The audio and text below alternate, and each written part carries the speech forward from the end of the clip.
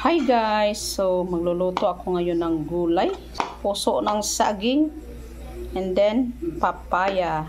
Ito yung aking mga ingredients. Sili at saka sibuyas dahonan. Bawang at sibuyas. Of course, gata guys.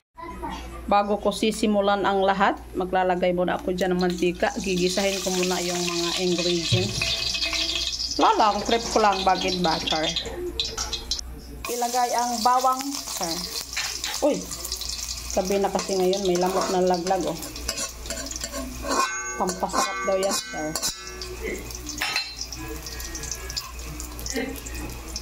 Sibuyas. Ang bango ng sibuyas mga kapitbahay. Ay, maamoy ng kapitbahay mo. Masarap ang ulam mo sir. Hindi nila alam ginataang gulay ang ulam mo. Mekos-mekos mo na yan insan, sir. And then, i-add tong pangalawang gata. Gusto ko lang talaga umamoy yung sibuyas at bawang. Lumasa ba siya sa gata? So, wala kaming luya, bawang at sibuyas lang. Okay na yan. Nalagyan ko na yan siya ng paminta.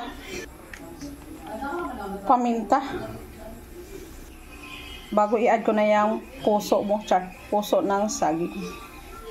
Ayan, pakukuluin ko lang siya. Lalagyan ko na siya ng kaunting salt. Balance lang natin yan, kaya lalagyan natin yan ng paksiw.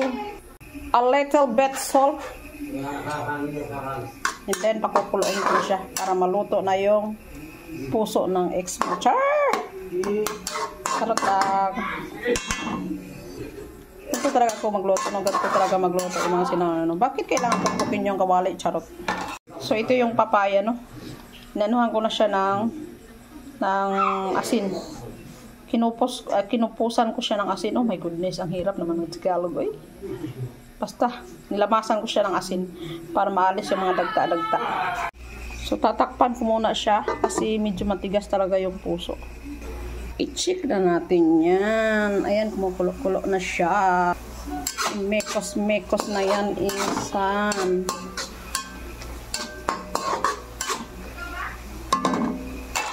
Kalimutan ko ilagay ang paa ng manok, Tanglad. Titikman ko siya kung luto na yung tanglad bagang. Puso. Maya-maya kunti.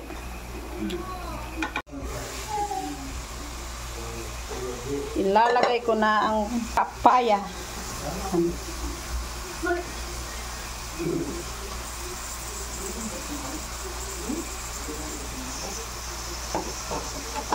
Tayo lang kasi may tubig yung papaya. Magtutubig yung ating ginataan. Ayaw kong magtubig sa maling vlog na to eh. Then, imekos-mekos mo na yan, insan.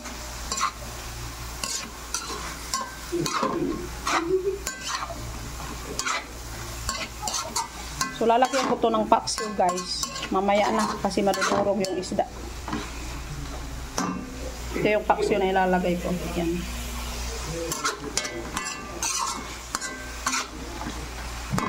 Lalagyan ko siya ulit ng paminta. Hindi ako nakontento. Mekos-mekos natin yan. Mag-a-add ako ng karamay ng mga nanay. Magic. That's it.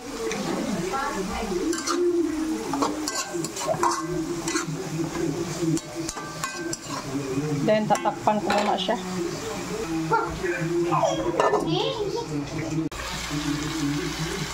Yan.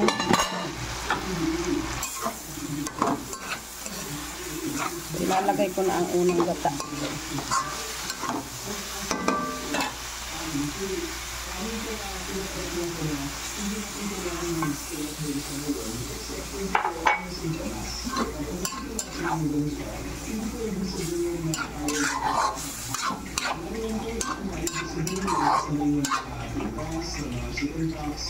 Yan, ilagay ko na yung paksiw.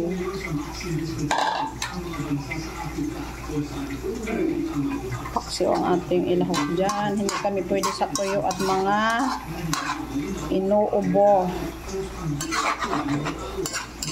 Hindi ko na siya tatakpan kasi magtutubig na yung gata. Kukuluin ko lang na siya dyan. Hanggang sa maluto yung gata. So, papatakan ko siya ng kaunting vinegar para hindi nakakaumay. And then, dahon ng sibuyas. Yan. Siyempre, titikman natin yan, guys.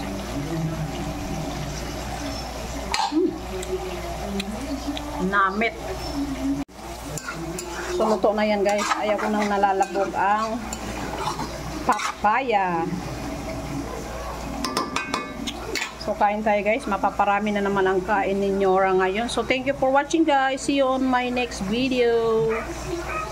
Let's eat, everyone. Simple ulam for dinner.